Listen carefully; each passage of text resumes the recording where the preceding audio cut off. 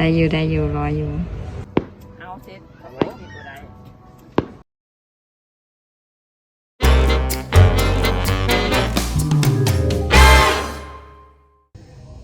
ทุกคนมื้อนี้ก็เป็นมื้อออกพรรษาเนาะตามเฮตุของประเพณีของลาวก็จะแม่น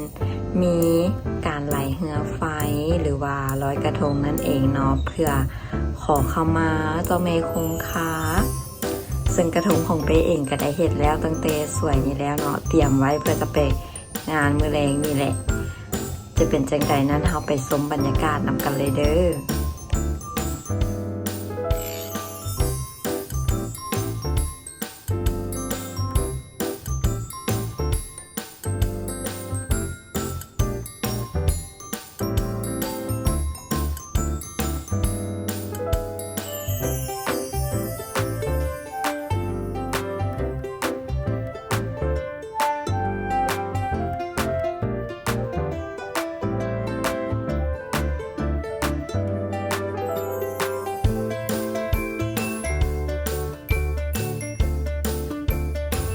ลองก่อนเด้อยานมันบ่ไหลยานมันบ่ลอยได้อยู่รออยู่